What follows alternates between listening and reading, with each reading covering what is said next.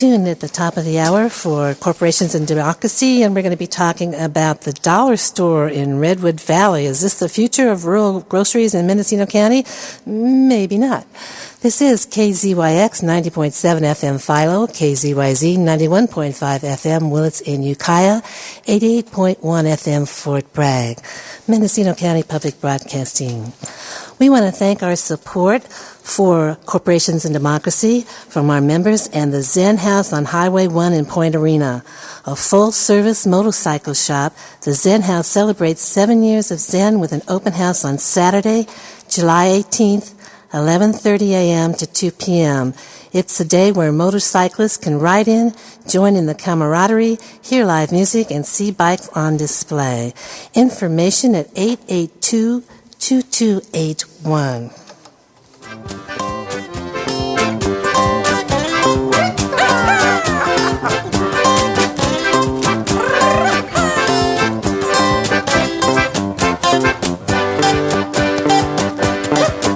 Well, say goodbye to plastic and goodbye to cars. No more convenience stores and hello to stars. No more Wall Street and no more Pentagon. Thinking about these things makes me happy. We're dancing on the ruins of the multinational corporation. Dancing on the ruins of the multinational corporation. Dancing on the ruins of the multinational corporations. Ha, ha, ha, ha, ha. Goodbye to polystyrene, we'll put an end to waste. There's no time for debating, we've got to make haste. If we're going to survive without computer program minds, we're gonna have to can pop culture and say hello to campfires and stomping bare feet and naked amoebas so hungry to eat. Hello to primal consciousness and love for the land. Now the coyotes are running the country. We're dancing on the ruins of the multinational corporation. Dancing on the ruins of the multinational corporation. Dancing on the ruins of the multinational corporations. Ha, ha, ha, ha, ha. Sayonara to suburbia, well manicured lawns. Bye, bye, bye, Barbie and Ken doll pawns. No more developers or slime ball execs. Look out, your condo's on fire. Fire!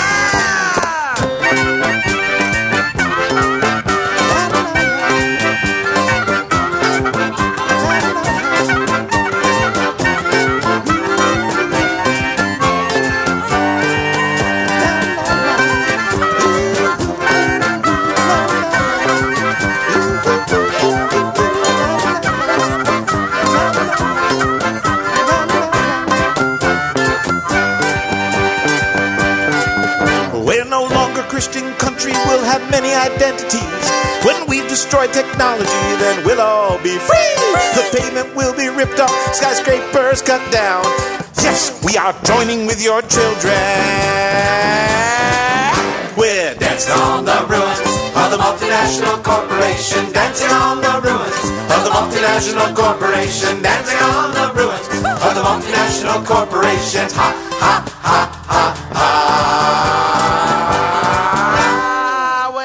Dancing on the ruins of the multinational corporation. Dancing on the ruins of the multinational corporation. Dancing on the ruins of the multinational corporation. Ha, ha, ha, ha, ha. We're dancing on the ruins of the multinational corporation. We're stomping on the ruins of the multinational corporation. We're building on the ruins of the multinational corporation. Ha, ha, ha, ha, ha. We'll build you on the ruins of the multinational corporation. We'll finally on the ruins. We're waltzing on the ruins. We're going on the ruins. We're twisted on the ruins. Ha, ha, ha, ha, ha, ha, ha, ha. Ha, ha, ha, ha, ha. Ha, ha, ha, ha, ha.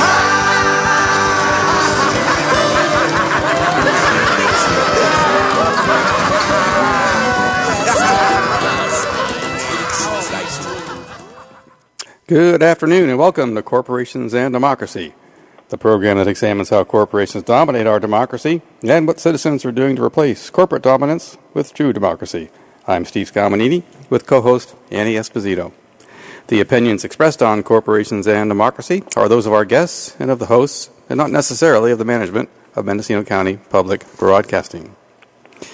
Today's program addresses the current issue before the Mendocino County Planning Commission.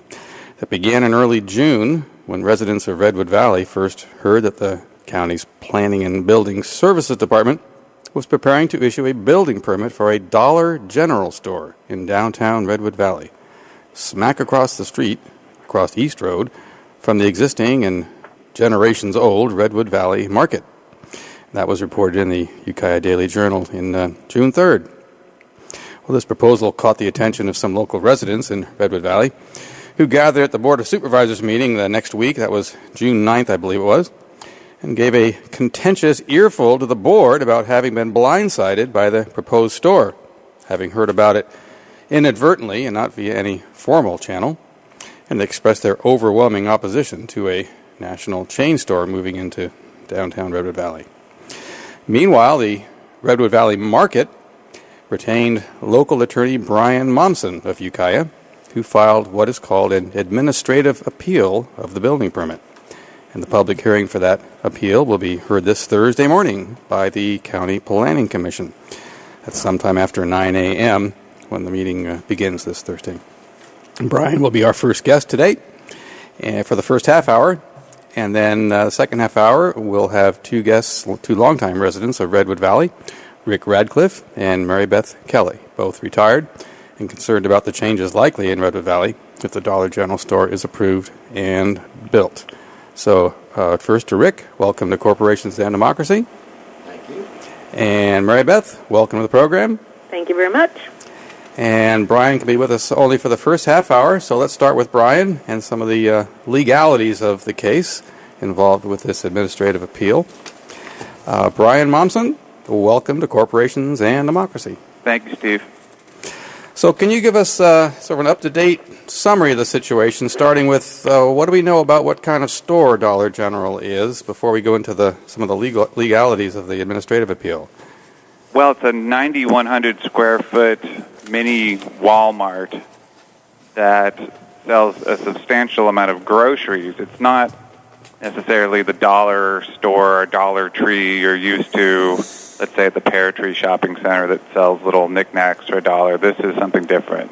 It sells a lot of the same products as my clients, but for much cheaper prices due to having 12,000 outlets nationwide and 90,000 employees and a lot of advantages on pricing, including alcohol sales, which they price at cost. Interesting. So we'll get to some of those factors probably in the second half hour. But let's talk about the exact situation of today. There's a hearing on Thursday. That is part of an overall process that began sometime last month when a building permit, I assume, was issued? Yes, a building permit was issued. I'm not sure the exact date, but it was in the middle of June.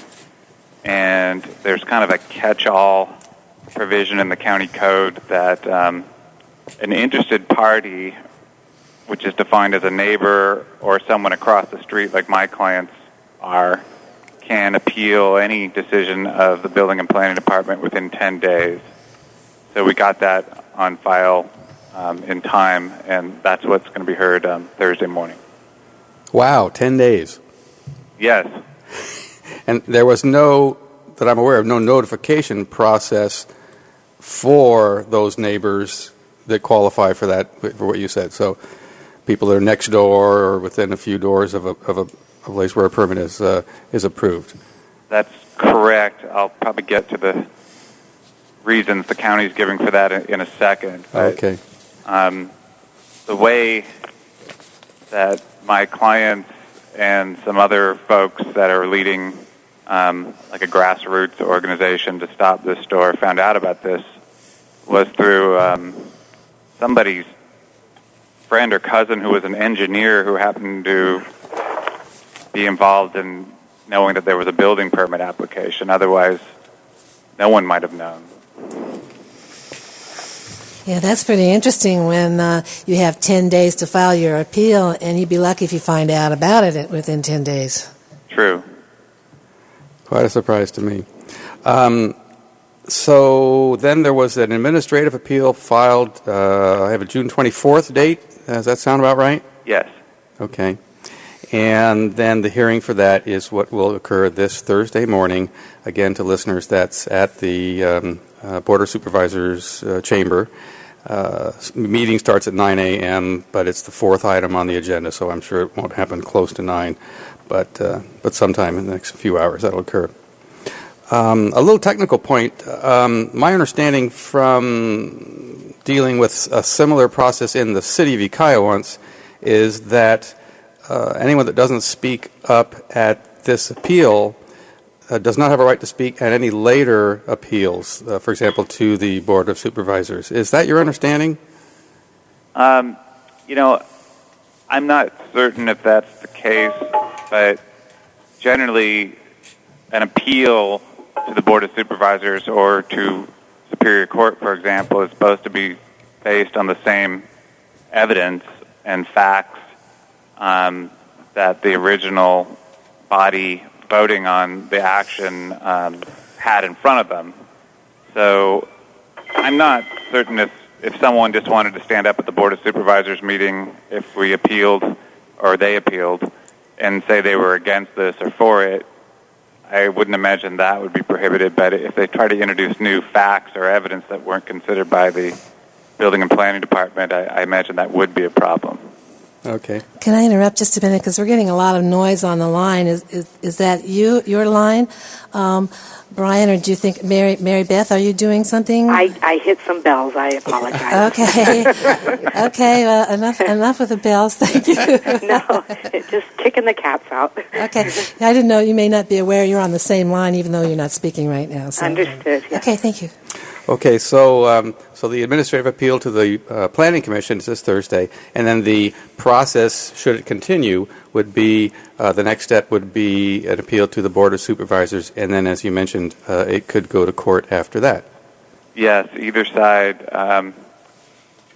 after the Board of Supervisors voted for or against issuing a building permit, could file in Superior Court for what's called a writ of mandate, which is a judge ordering the county to perform some action. Okay. Now, one of the issues that came up as Annie and I were discussing this is something that's been on our mind for some years about the makeup of the Planning Commission. There are 7 overall members, 5 of whom are specifically appointed, 1 each by each of the supervisors. And then there's 2 additional ones, one that represents agricultural economic interests and the other timber economic interests. Any thoughts about how they would affect this kind of a vote? No, I'm sorry. I really don't have any thoughts on that. I have a bunch of arguments I'm making, and which I hope they're receptive to.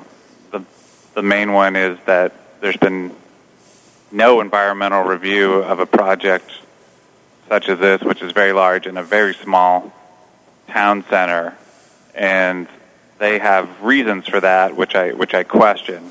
But as far as which planning commissioner is going to vote which way, I don't really have an opinion on that. Okay. It always bothered me a little bit that they have these 2 extras representing different industries, but no extra commissioner to represent environmental concerns or sustainable concerns like we're talking about here. And a couple of years ago, actually, I was in the in one of the Planning Commission's meetings for a vote on something. I think it was late in the UVAP process, and I remember being quite surprised that the vote of the 5 would have been 3-2 in one way, and it was for some kind of rural zoning for denser housing, and the other 2 representing economic interests went the same way and changed the overall result to the opposite. It would have been a 4-3. the opposite way. And that surprised me, since the issue at that time had nothing to do with agriculture or timber. But anyway, enough of that for the moment. Let's go back to the actual issues then. You're talking about environmental review. So what were the are the issues that should be addressed then for environmental review? Well, it depends on whose side you're on, I suppose. I'll start with the county's position. Mm-hmm. Their position is this project, a 9,100 square foot store that is going to have, bright lighting and probably a lot of traffic and congestion and so forth. This type of project was already considered and studied in a 2009 environmental impact report when the county amended their general plan.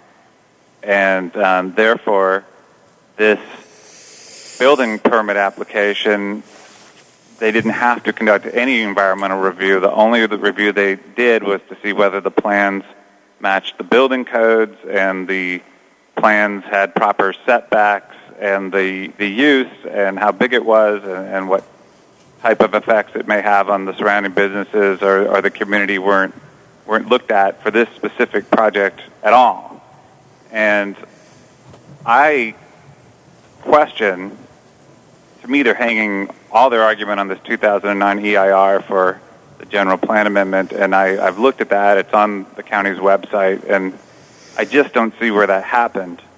And I've cited to some California Environmental Quality Act, or otherwise known as CEQA, cases that say if there has not been environmental review and a building permit application is the first chance for such a review, then the county needs to do that. I also looked at the actual general plan for Redwood Valley. There's community-specific plans within the general plan, and there is a bunch of language in there about how they want smart growth in this little downtown area, which is only my client's market, a bank, a post office, a gas station, and a bar. I mean, there's not much there now. And they want the architecture to fit in with its surroundings, and there's 2 or 3 others I cited to that were really inconsistent with this project. And then I cited to some other cases that said that even if the zoning complies, if the project is inconsistent with the general plan, there needs to be review and there needs to be some sort of mitigation or it can't pass at all. And I've cited to these things in my appeal letter, and I got a reply back from the staff that basically said, well, we looked at this in 2009, but no one has pointed to where in that 1,000-page document they even looked at Redwood Valley's downtown, much less a project like this coming into the downtown. I'm still waiting for that. So that's kind of the legal issue in a nutshell. Mm-hmm. Sounds like it's just been glossed over, claiming the study is in this, 1,000 pages or so, but no details been forthcoming. And that's also why there was no notice. Had this been, for example, a use that wasn't already permitted in this zone, then it would be a use permit would have been required, and all the neighbors would have been notified, and there would have been public hearings. But they're saying they don't have to do that because there already was this study for this zoning, and this project fits within the zoning. I put an example in my first letter, just an absurdity. Like, okay, so you're saying if they had applied for a building that was 20 stories high and had neon lights and generated 2,000 out-of-town trips a day, so long as it was in the commercial zone, no environmental review is necessary. Mm-hmm. And the basic answer I got was yes. As I recall, it was yellow with pink polka dots. Yeah, you're right. You read my letter. So that brings me to the issue of the general plan. I mean, it does say some things about architectural requirements or some about economics, and I think it's been established, and it's no one's arguing that Dollar General is a minimum wage payer, and so there's an economic issue of can the other local stores, or in this case, Red Valley Market, survive very long with that kind of competition right across the street, and what is the likelihood of blight if the building closes, and why would there be any reason to think it would be filled by anyone else? There's no examples of that I know of. There's one example of the opposite, thinking of Boonville. People know about the deserted stores at the south end of Boonville that have been there for just decades. So what's the use of the general plan then? If the words are in there saying these are expectations and this is what we want in Redwood Valley, and then they're ignored, seemingly ignored by when the building permit is issued. Well, let me take the first part of that on the blight.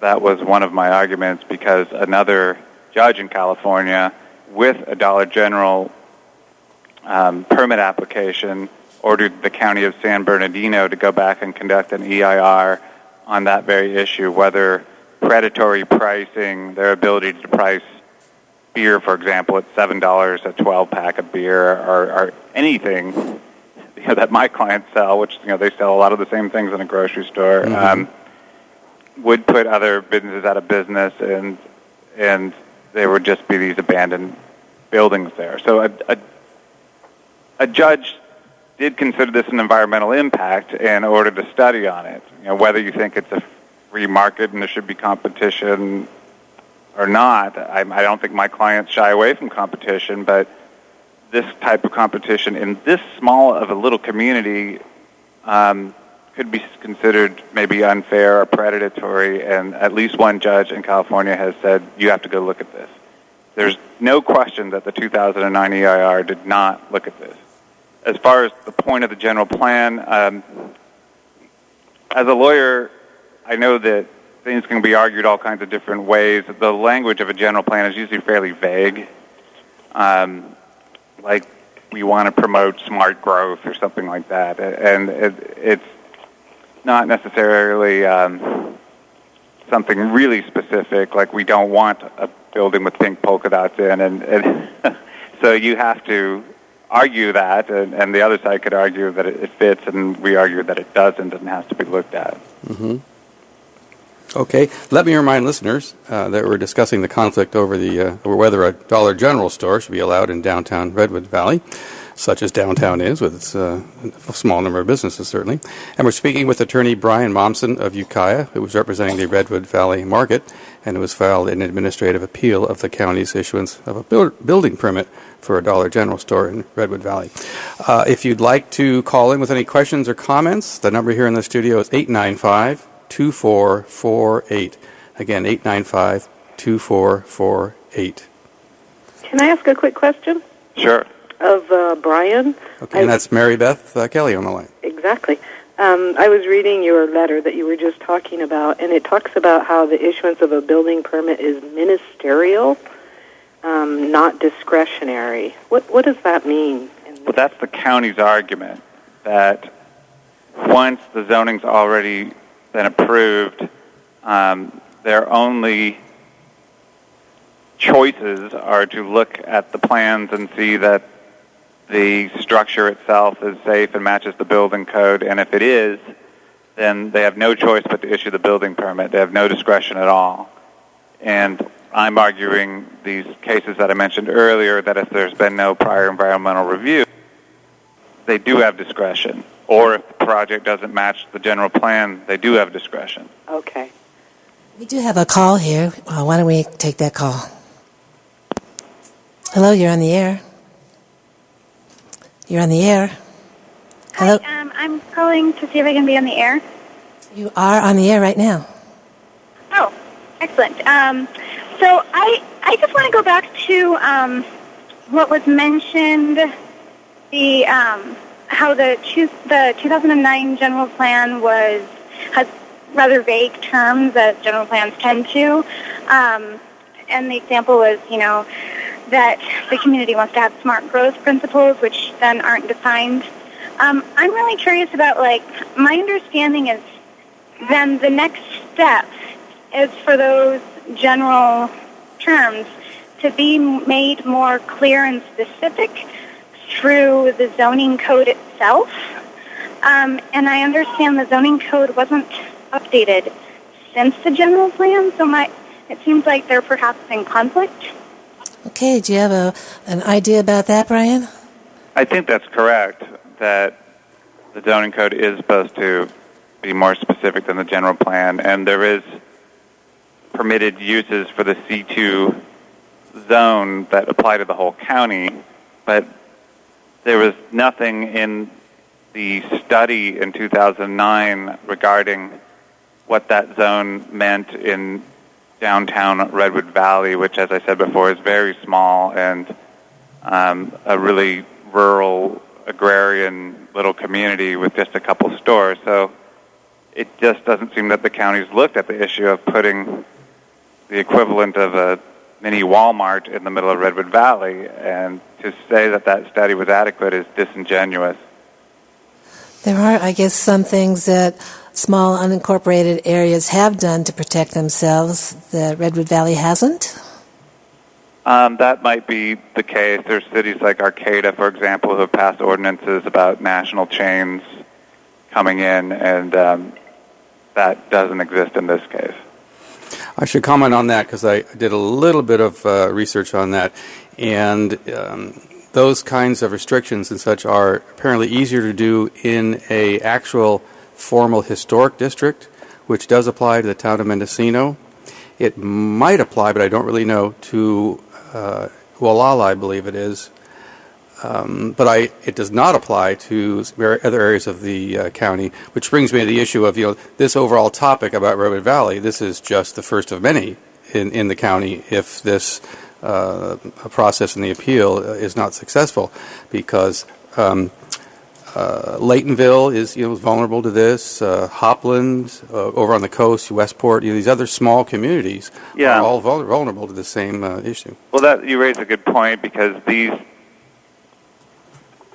towns do not have their own governing body, and they're relying on the county board of supervisors to be their gatekeeper, so to speak. And that certainly didn't happen in this case. Okay, we have another caller. Hi, you're on the air. Hi, I'm John from Fort Bragg. I was wondering, is the county required to do a traffic survey? Because something that size would certainly have a detrimental impact on traffic, and they probably would have to widen roads. And when you consider for delivery and construction, you'd have really heavy vehicles running on that road, and sometimes that very well might violate existing traffic regulations. Okay, what about traffic? Yes, I think the county is required to conduct such a study. They're saying that they have in this 2009 EIR, but I challenge anyone to find that in that document, which is this whole cart before the horse issue that I've been struggling with. They say everything happened back in this 2009 EIR, but it didn't.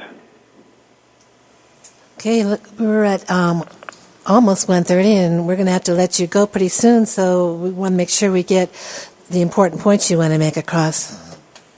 Well, I guess I've made most of them, but I would encourage anyone who feels strongly about this issue to show up at the hearing on Thursday, and there is a portion of the public hearing that speakers from the public can express opinions.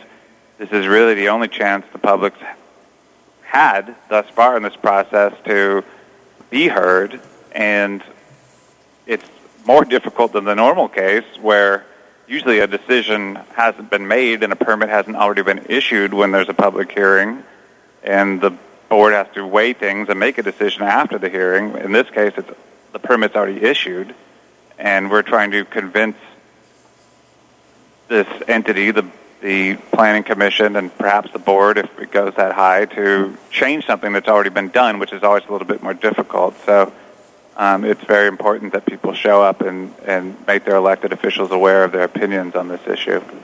Okay, and again to listeners, the hearing is Thursday morning at 9 a.m. or sometime after 9 a.m. at the Board of Supervisors chamber. And Brian, may I close with a mention of how to contact you if any wishes. You're at Carter, Momsen and Knight. That's at on 305 North Main Street in Ukiah. The website there, cartermomsen.com, and that's Momsen is the spelling of Momsen. And 462-6694 is the main number there. That's right. Okay, well, good luck with your hearing on Thursday, and we will move on to our other guests, Rick and Mary Beth, then. Thanks for having me. I appreciate it. Yeah, thank you so much. Okay, and then moving on to our other guest today. And again, you're listening to Corporations and Democracy. Our topic today is the conflict over whether a Dollar General store should be allowed in downtown Redwood Valley. I'm hearing an echo there, okay. And we just spoke with attorney Brian Momsen of Ukiah, who's representing the Redwood Valley market in an administrative appeal of the granting of a building permit that occurred several weeks ago in the middle of June. So that hearing is Thursday morning. Okay, so for the second half hour, we'll be speaking with Rick Radcliffe and Mary Beth Kelly, both retirees and longtime residents of Redwood Valley, who are concerned about the possibility of a Dollar General store in downtown Redwood Valley. Let's talk about those concerns with Rick first. Rick, welcome to Corporations and Democracy, and how long have you been in Redwood Valley? I moved to Redwood Valley in October of 1995. It's almost 20 years. Okay. And how did you find out about the proposal for the dollar store? I'm not certain. I had somebody call me and tell me about it, and I happen to be active politically, or I have been in the past, and they thought I might know something about it, so I didn't, but I began to look. Okay, so you heard about it from one of your neighbors that informed you then? Okay. And what's your involvement been so far? My involvement hasn't been all that.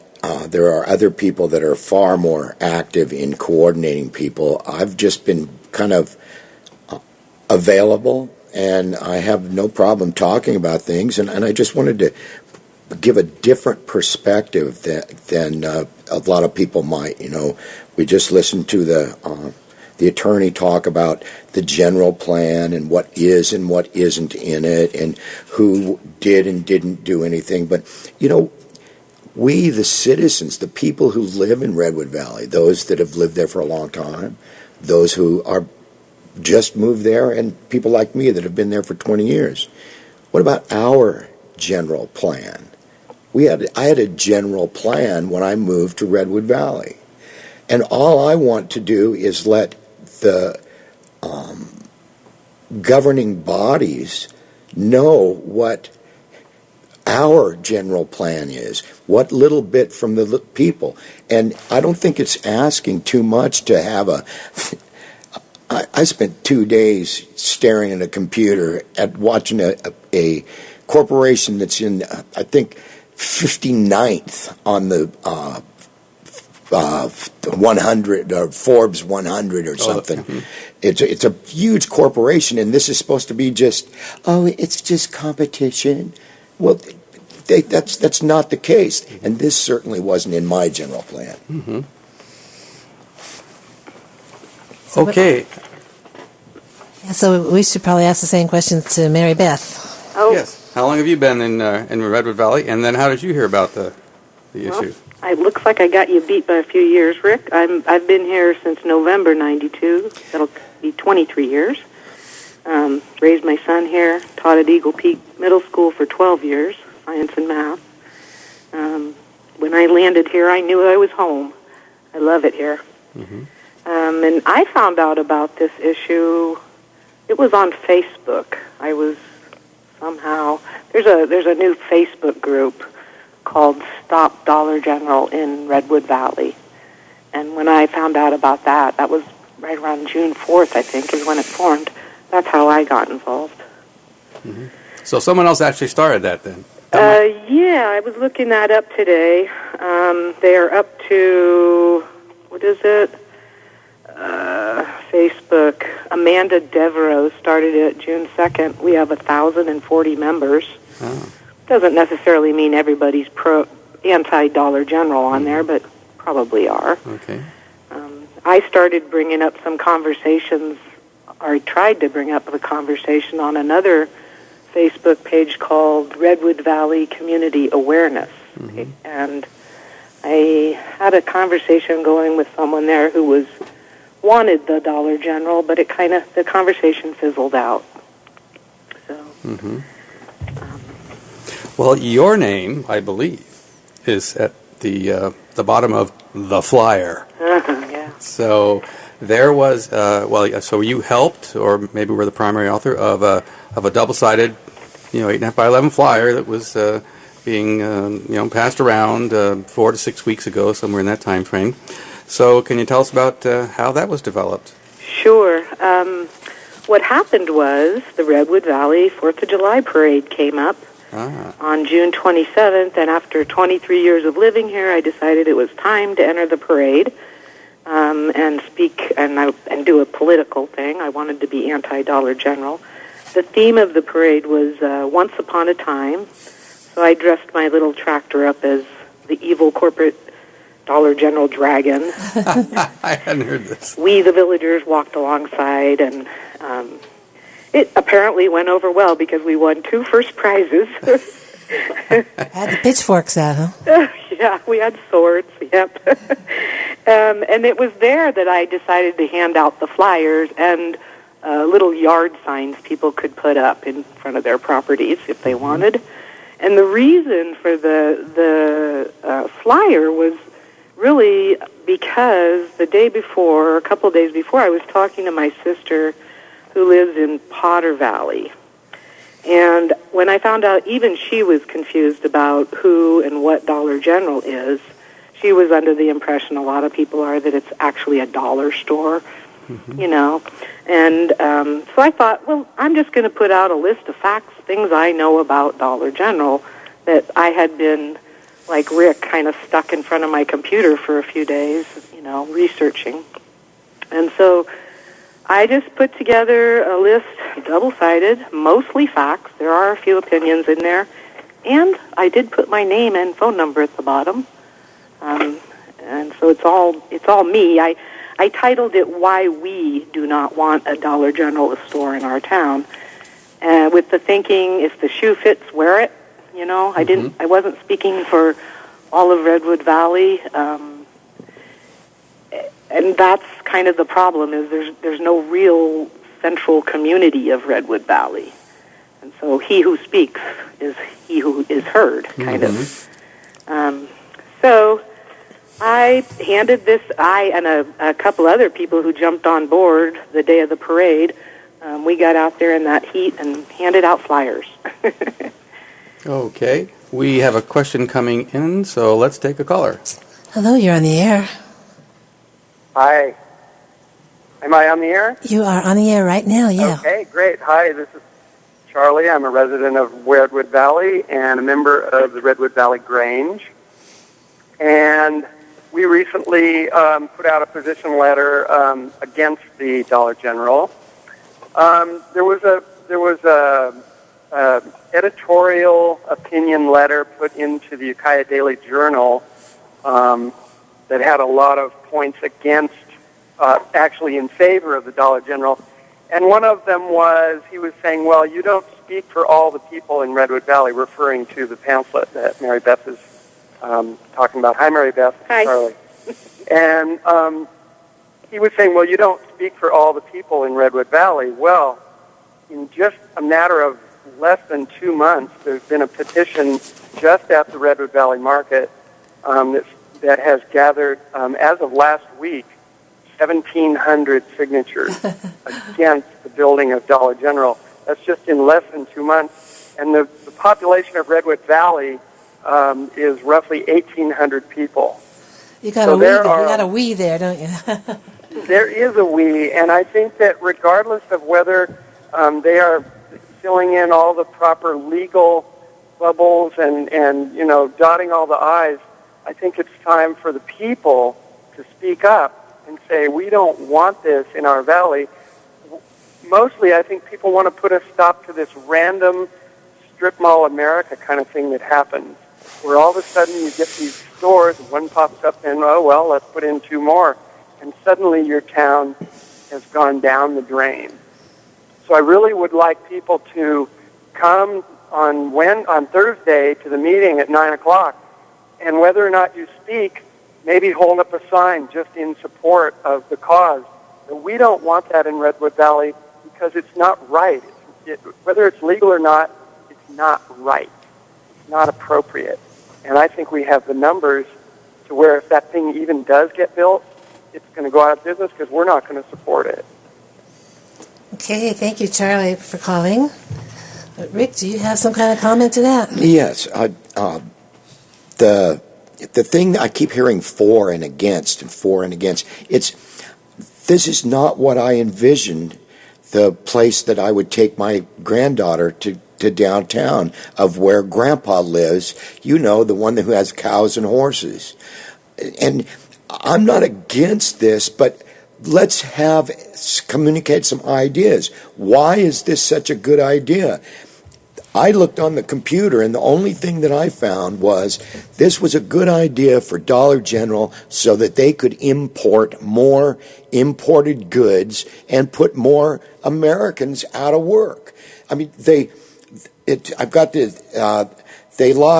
meet Wall Street's projections last year. They were short. They had a $8.5 million negative impact on growth profits in the fourth quarter.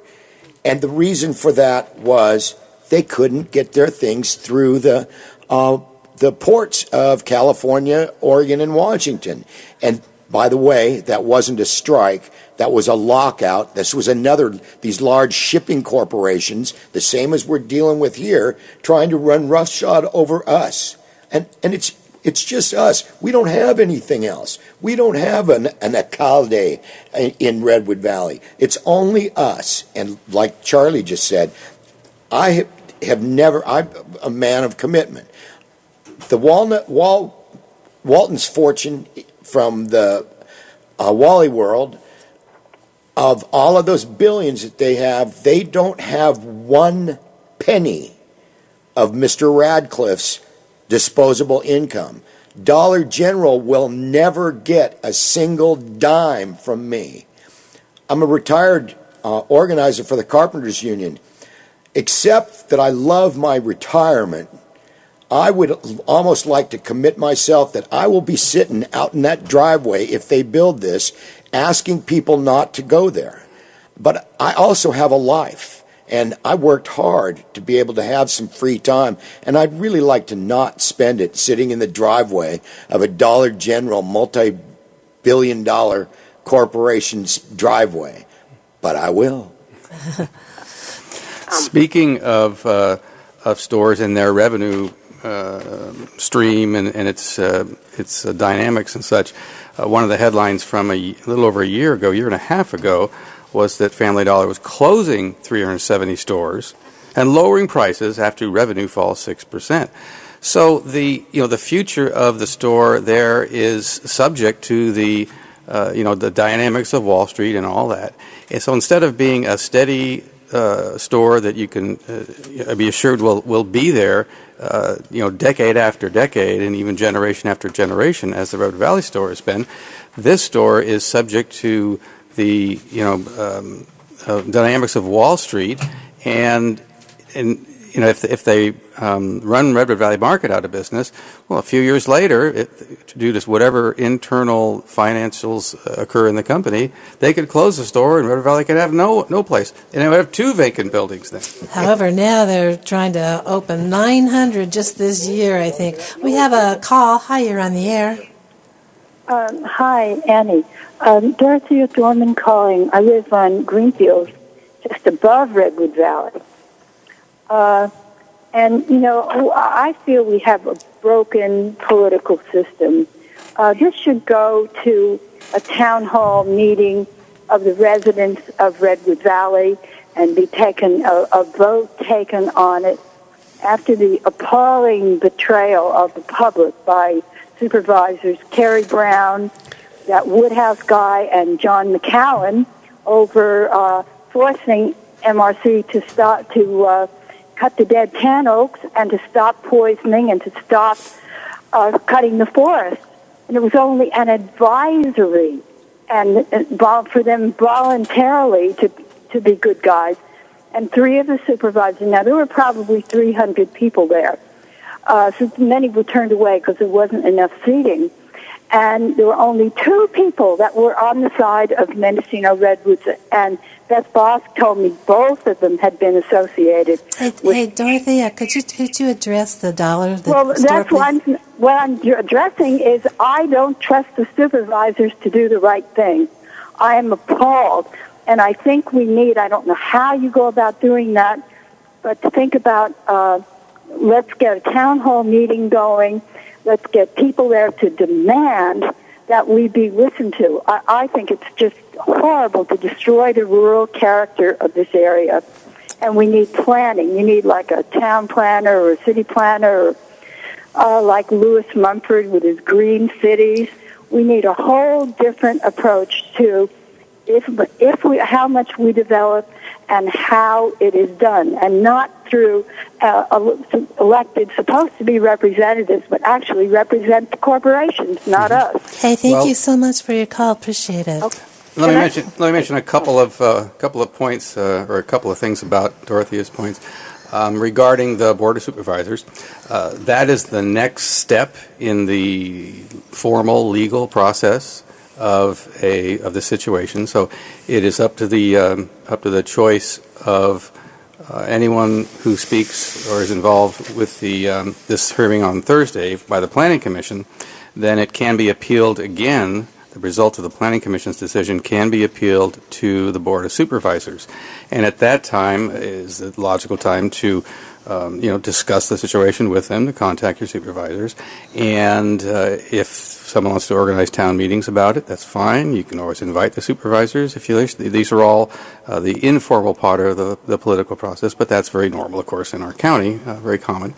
But that is the next step after this hearing, if someone wishes to take it. And then after the Board of Supervisors, if someone is unhappy with that, they can take the issue to court.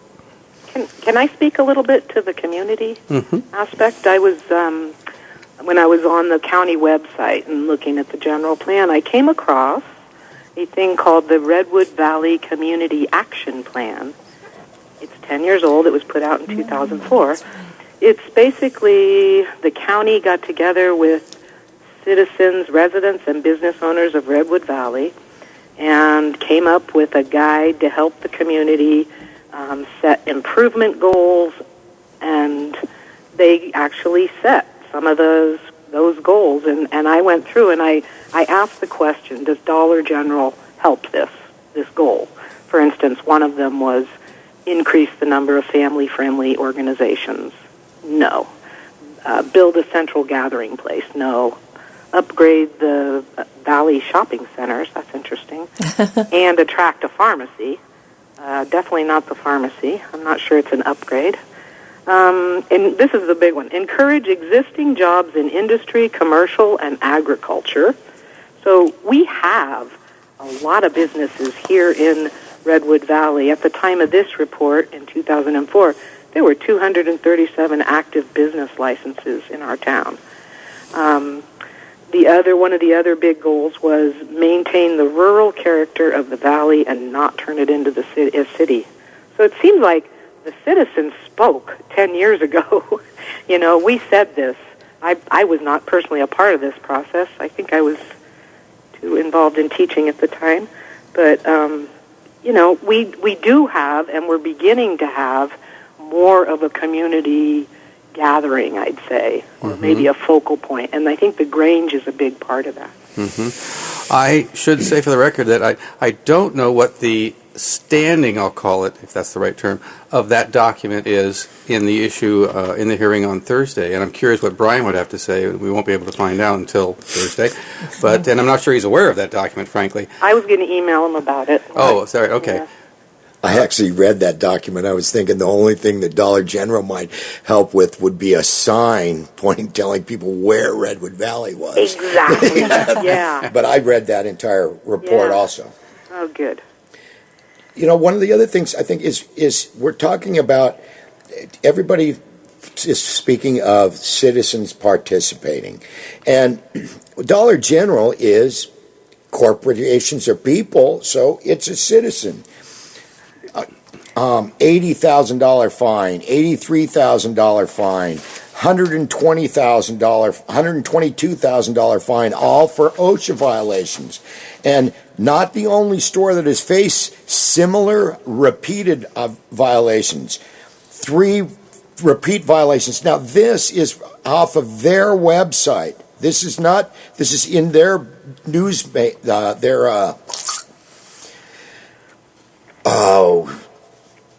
press releases.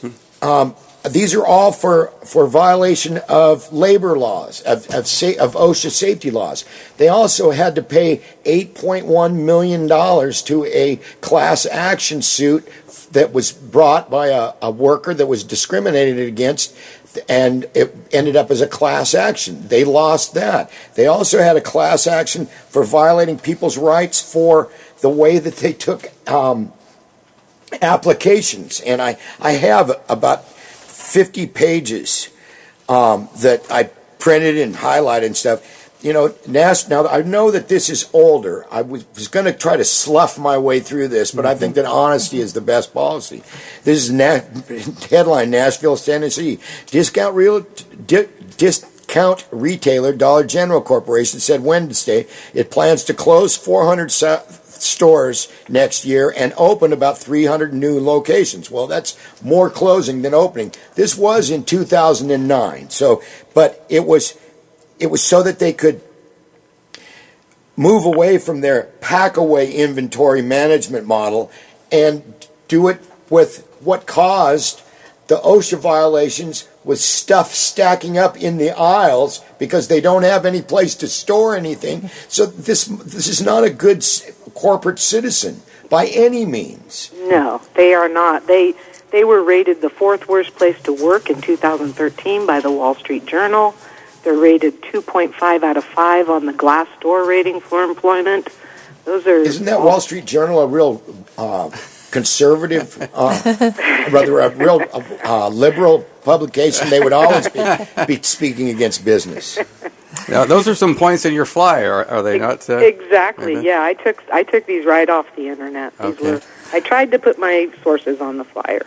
Let me do a quick reminder. The number to call here is 895-2448 if you'd like to ask a question or comment on the topic, which again is the issue is whether a Dollar General store should be allowed in downtown Redwood Valley. They've been granted a building permit by the county, and there will be an appeal of that building permit this Thursday morning at the Board of Supervisors chambers.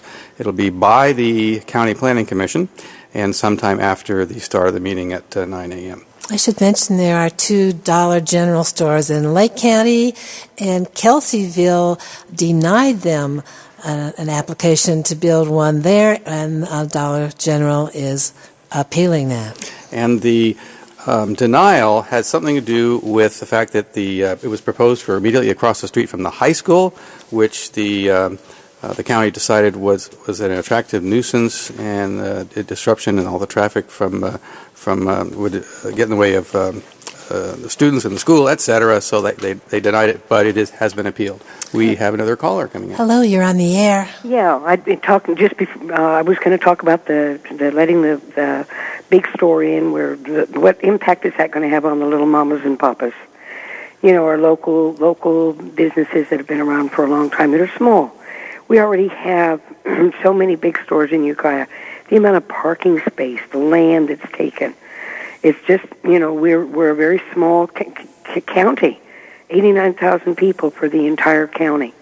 And I feel like the liquor store across the street from the high school here in Willits is what annoys me.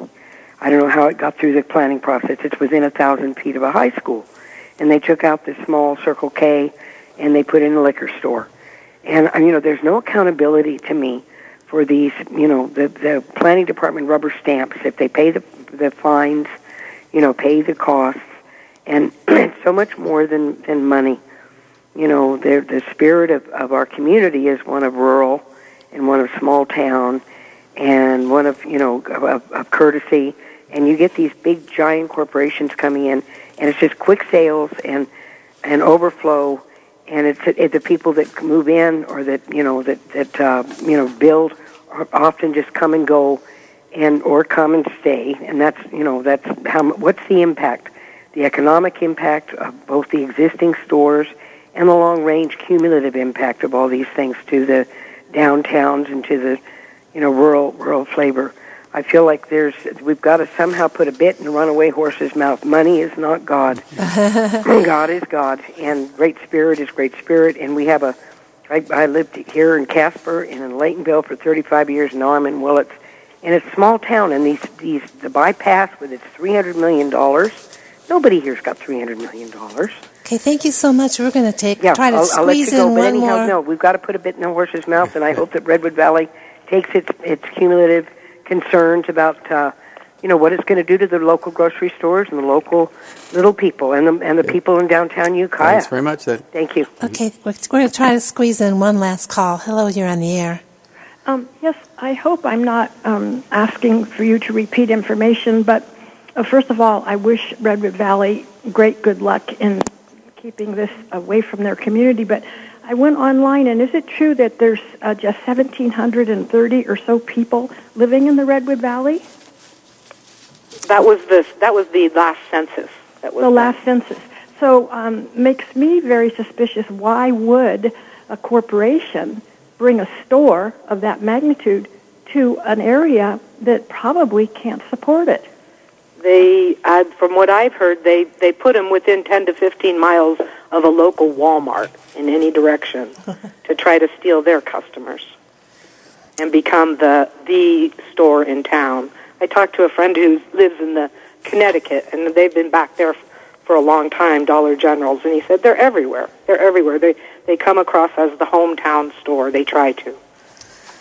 We only have a couple of minutes left, and we didn't even get into water, but I want to give Rick and Mary Beth a chance to say, something in closing, some kind of short summary. Mm-hmm. Mary Beth, if you don't mind, go right ahead. I don't mind. In summary, boy, if you have a computer, go to Google Map and type in Dollar General locations for the U.S., and it looks like our country has the measles or cancer. It's just spread across the lower portion and up the northeast quarter, and now it's heading up the I-5 corridor into our country. I encourage anybody who thinks that Dollar General is a good idea to contact me or, sit down and talk with me or Rick even, and we'll go from there. I can't find a reason why it's a good place. And I'd like to kind of close with what is the high cost of low prices. My wife and I took a trip. We drove 11,288 miles. We went east through the south and came west through the north. And everywhere we went looked exactly the same. I went to the Mall of America, and the only thing you could get there that you couldn't get anywhere else from a store that looked exactly the same was a model of a mosquito, because that was the national bird for Minnesota. I don't want to live in Texas. This is a bad company. We just have a minute and a half left. Oh. I have one here. Let her rip.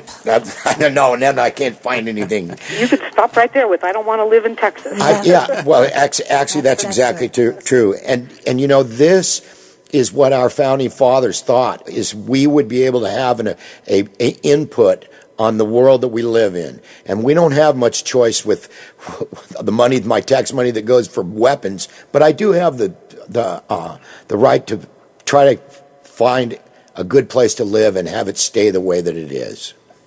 Hey, Steve, you want to see us out here? Yes, and let me mention a few bits of contact information. For those of you that use Facebook, you can find plenty of information at the address called Stop the Dollar General in Redwood Valley, CA. And would you two on the line here want to give phone numbers? Because I know, Mary Beth, yours is on that flyer. So I don't mind. We're down to seconds. Okay, 485-7306. Okay, and Rick? 486-0733, and yes, it is 486.